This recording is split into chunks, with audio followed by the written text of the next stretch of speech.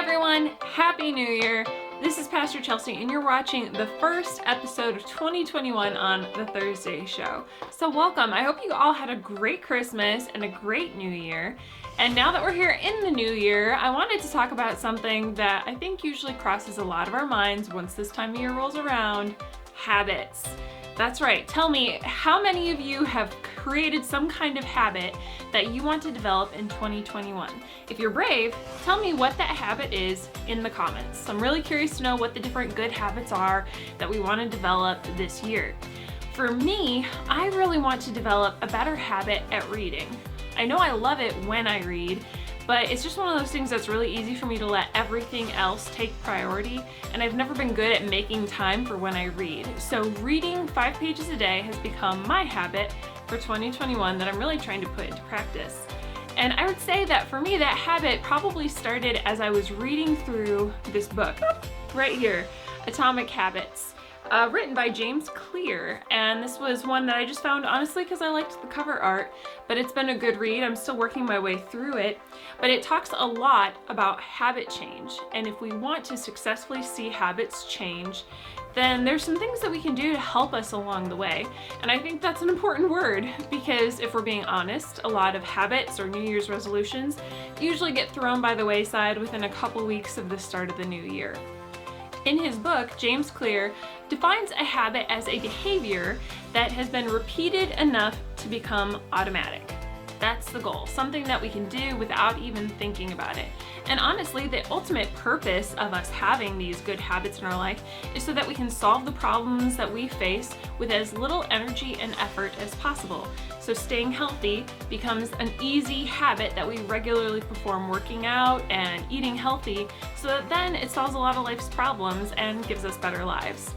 The problem though with habits is a lot of times when we're trying to change them, we put focus on the wrong area of the habit to try to fix the outcome. So there's a diagram that he shows in his book that shows 3 layers to habit change. There is the outcome that we're hoping for, the process it takes to get us there, and our identity as far as what we believe about ourselves in that habit. A lot of times when it comes to changing our habits though, we try to work from the outside in. We start with the outcome that we want to see changed, then we work on the process that'll get us there, and then we hope that in the end it will change and redefine us as a person. But what James says in his book is that we have to flip that and reverse it. If we want to see a positive outcome, we have to first start with what we believe about ourselves, our identity, before we can then affect the process that brings about change for the outcome. And this is really intriguing when you start with the identity, because the word identity actually is derived from 2 Latin words: identitas, which means being, and identitum, which means repeatedly. So your identity is literally your repeated beingness. The things that you repeat over and over make up who you are. See, habits start with our identity and what we believe about ourselves. And a lot of us believe some negative things about who we are. And often in mental health circles, these negative things that we believe about ourselves are referred to as limiting beliefs. We all have them, although sometimes we don't even realize we have them. So for me, I took a process a little while back and I wanted to try to identify some of my own limiting beliefs about myself. Small things that I would think that would then affect what I would try to do or not try to do. So for example, some of mine in the past have been: I'm not a morning person. I'm not an athlete. I'm not disciplined or consistent. I don't stick to things. I don't have time to fill in the blank. I don't know how to do that, so I don't want to try and do it. I hate working out. Those are all limiting beliefs. They're all things that I keep telling myself, and because I'm telling them to myself, I'm letting them identify myself. A great way though, if we want to start changing our habits, is to start by addressing those limiting beliefs that we have about ourselves. So the first thing we have to do is identify them. List them out, take a sheet of paper, write down, figure out what are your limiting beliefs you believe about yourself, and then on the opposite side of every single one of those limiting beliefs, write a new liberating truth. redefine what that limiting belief has been for you and find a way to flip it and start telling that, letting that be the dialogue that you speak over yourself and to yourself. So instead of telling myself, I'm just not a morning person, redefine it and change it to, I am a morning person and I like to start my day out right. Instead of telling myself that I'm not disciplined or consistent, change it to, I am disciplined and I'm going to make time to do the things that are important to me. Instead of telling myself I'm not an athlete, work out and prove myself wrong and that I become an athlete. So with any limiting belief that we have about ourselves, there's an opposite liberating truth.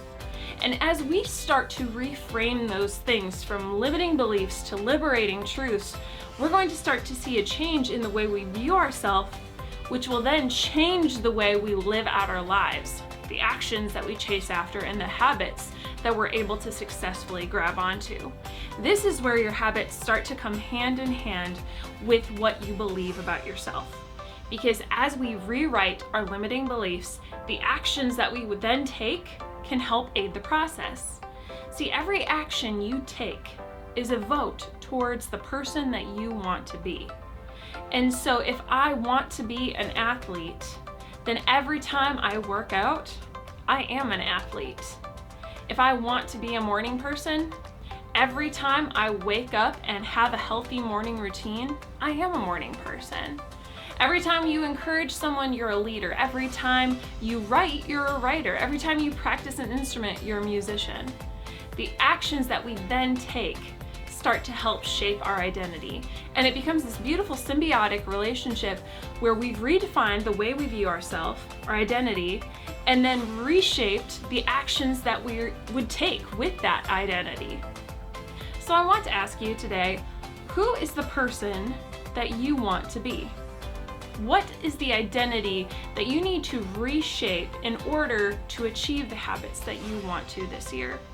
Because before you get so focused on the action that you need to first start and look at the way you've been identifying yourself.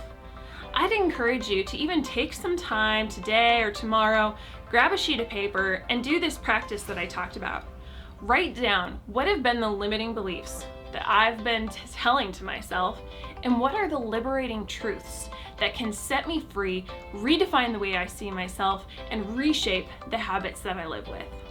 As you do that, it will then make it so much easier when actions and decisions come before you to decide who you want to be. I want to see all of us have a successful and healthy start to 2021. And I want to see you be able to grab onto and develop some of those habits you've been trying to create for years. And it starts with redefining our identity. I feel like this is such an important topic for all of us because I know we're all trying to have something fresh and new take place right now. And so in the weeks ahead, I want to keep talking a little bit more about our habits and how we can grab onto them in healthy ways and practical ways that are a lot easier than it sometimes seems. So thank you for joining me today. I look forward to talking about habits with you more next week on the Thursday show. And if you would like to talk more about this, please feel free to send me a message, send me an email. I love talking about this stuff. It's kind of nerdy of me, I know, and geeks me out, but I think habits are so crucial for us as we want to live healthy lives as believers that can shape the world and change it and bring His joy into it. So thanks again for joining me. I'll see you next week.